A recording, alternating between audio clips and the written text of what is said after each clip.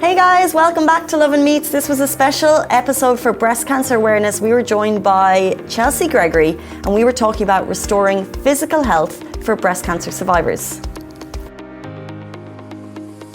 Welcome back to the Lovin Dubai show. Our guest today is a Dubai-based cosmetic expert. She will shed light on the remarkable advancements in 3D areola restoration for breast cancer survivors, showcasing the cutting-edge techniques of medical micro-pigmentation utilised in enhancing their recovery journey. Welcome to the show, Chelsea Gregory. Thank you so much for joining us. Thank you so much for having me today. We're excited to have you. Good morning. How are you feeling this morning? I'm great. Thank you so much for having me. Yep. Do you usually wake up this early? Usually I'm waking up about now, so.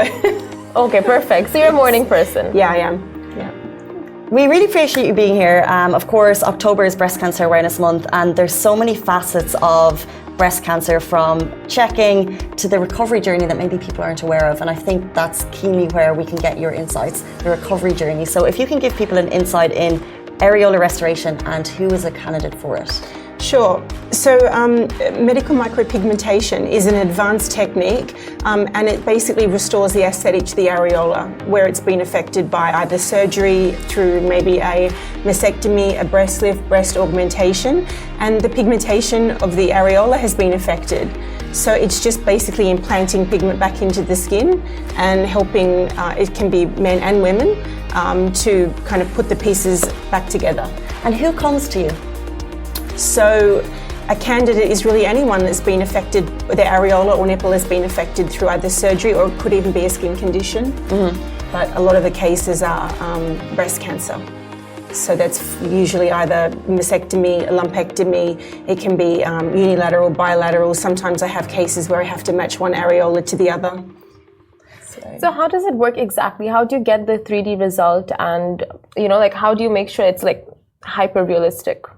So if you think about art and how to achieve shadows, through shadows and highlights, you're creating a 3D effect. If you take a piece of paper and you draw a circle on there and you need to make it look like a ball, you need to add shadows and highlights. So it's the same kind of thing. Lots of colors, lots of depth, highlights. And do you colors. feel like this restores a person's confidence as well? Like, do you see a difference in that aspect? Definitely, of course. I mean, especially, patients that have been through something as traumatic as breast cancer or a mastectomy, it's a very disturbing feeling to look in the mirror and not recognize the body that you've known your whole life. Mm-hmm. Right. So this treatment is kind of like the final piece of restoring and putting the pieces of the puzzle back together for women. This is what I was going to ask. At what stage do people get in touch with you? At what stage of their journey would they reach out for this type of help? So women come to me at two stages. So either the very beginning of their journey or at the very end. So at the beginning, they come to me because I sometimes do their eyebrows. One thing that people don't consider is that, when you lose your hair through chemotherapy, you can cover it with a scarf or a wig. But when you lose your eyebrows, it can be, it affects your face. If you've seen any of those memes where sometimes they remove celebrities' eyebrows, you look quite, it's quite different. So with the weather here and being so hot and humid, drawing them on every day is, with rubbing, they come off and getting them even. So a lot of patients come to me at the very beginning, before they start chemotherapy, they've just been diagnosed, or they come to me at the very, very end after all their treatments. And my work with breasts and areola restoration is the very last thing. So very beginning and the very end. So we're talking physical restoration, which we'll get back to, and I'm really interested in how 3D technology has advanced in the work that you do, but also about like the mental well-being of the person. Is it challenging for you dealing with each patient during their recovery process? Yes, it is challenging, but I'm always inspired by women that I meet, their strength. I see women younger and younger every year coming through with breast cancer, with young families. A lot of them still work through their treatments. And I feel like honored, and it's a privilege to be able to, add such a positive contribution to their journey. I've always kind of prided myself on my ability to be able to connect with my patients. And, I feel that I can definitely help them restore the physical pieces, but also the psychological aspect. I completed a course with the George Washington University in patient oncology navigation about 3 years ago, just so I could help understand the needs of my patients better and how I can help them more. Interesting. So this process, I just want to ask, like, is it painful? How long does it stay for? Is it a permanent situation? Or is it something like, you need to keep going and getting touch-ups for? Good question. The results last, I'm going to say, sort of 5 to 8 years, but they don't fade out completely. You may just need a little bit of touch-up work. And it's not painful. Usually when someone's had, especially a mastectomy, something as extreme as that, a lot of the nerve endings are kind of severed, so it's not painful. However, in cases where I may have someone that's had a breast lift or a breast augmentation, there may still be some feeling there, and so I have a very strong medical grade anesthetic, so it's not painful. And how has technology involved? When you started down this line of treatment, were we talking 3D then? And when you say 3D, what exactly do you mean? I know you mentioned earlier, but...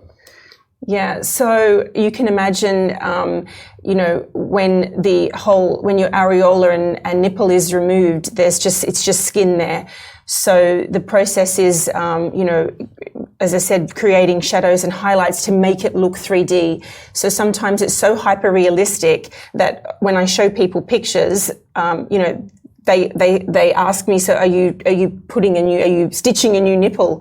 It looks so hyper realistic, fortunately. So the advancements, I think, of every year it gets better and better for sure. The tools, the products, the quality of pigments. So there's great advancements in the past 10 years. So. And it doesn't interfere with any treatment, because you said women come to you before their treatment. So do they come for consultation before, right? So as soon as they get diagnosed, they come to you and have that consultation, after the treatments, after everything is done, we're going to go through with this process? Sometimes they come to me before, but generally speaking, they come to me at the very end. They're aware, their surgeon will make them aware that this is part of the process, but they come to me at the end. And so I will do a really thorough consultation. I will explain everything. So I have an app that I use, and I can draw on my iPad just to give them an understanding of exactly how it will look. And I often encourage them to bring pictures of how their breasts used to look, and I can try and create that as close as I possibly can, so that they can recognize themselves how they used to be. Are there any circumstances in which you'd recommend for a patient not to go ahead with this treatment? No. No. I mean, unless they're really not ready psychologically. But usually I haven't really had any cases like that. Usually people are really keen to kind of restore their body and, move on with their life and start a new chapter. Like I said, it's at the very end. So generally they're ready to put this part of their life behind them.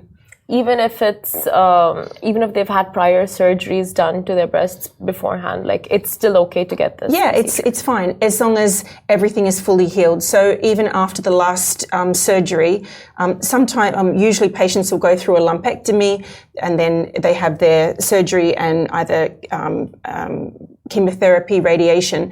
So they're going through a lot. So at the very, very, very end of that, by then, usually everything is fully healed. Around 6 to 9 months is the waiting time generally.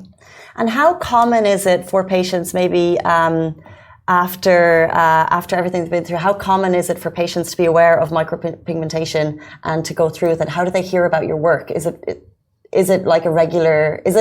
regular for patients?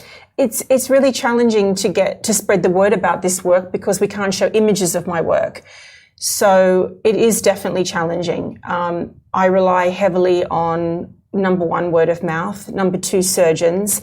I'm based at American Hospital. However, I was a keynote speaker at the Emirates Plastic Surgeon Society in 2020. And I was able to get, a lot of surgeons in the room at one time, a lot of oncoplasts and plastic surgeons. And, I rely on them to let patients know. Platforms like this are always wonderful, because, it's women are so connected to their breasts, their physical body, and their sexuality. So many things are connected with their breasts. So restoring this for them is so important. And in case it's missed by one of the surgeons, platforms like this really help me to be able to spread the word about the work.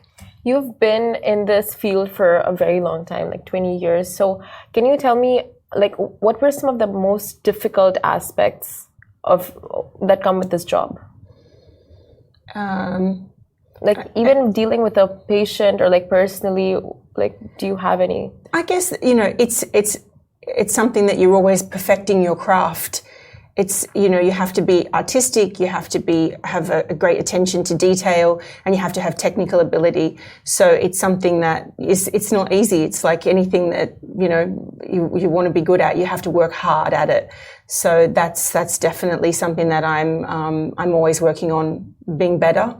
And of course, the other challenge is, of course, just letting people know this treatment exists in a region like Dubai, like UAE.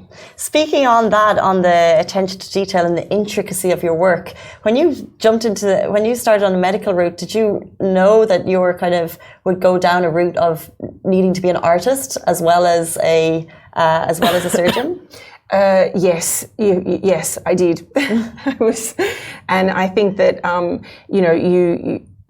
there's certain things that you can learn, but there's sometimes an innate ability that needs to be there, or a deep-seated passion. And definitely I was always, an artistic kind of person. And then, the basis of my training was, of course, semi-permanent makeup. I mean, everyone knows microblading, micro-pigmentation. And then after I think I'd completed about 5,000 treatments, I then decided to challenge myself and do medical micropigmentation, and then I kind of carved out a niche. It's kind of like a niche within a niche, areola restoration. Mm-hmm. And, so I just, when you do repetition, you get better and better and better and better and better. So. Well, speaking of using this platform for a better cause, how can people find you? And I think to see the images would help people truly understand what you do. We don't have the photos here, but how can people see the photos to kind of get a proper insight in the work that you do? I have posted something on my Instagram today, and I would encourage anyone that has anything that they don't like about the areola, their nipple, to reach out, and I can share my extensive portfolio one-to-one. I don't send anything over WhatsApp or share anyone's images. It's all, in person. And you can reach me either through Instagram or my website. I'm based at American Hospital, but you can reach out to me directly. Brilliant. Thank you so much for your time this morning. Thank you so much for having me. I appreciate it. That was Chelsea Gregory. We really appreciate your time this morning on this Monday morning. It's 9:05, and that is the end of the show, guys. Thank you so much for tuning in. We're back with you tomorrow morning, same time, same place. Goodbye from me. Goodbye from me. Bye.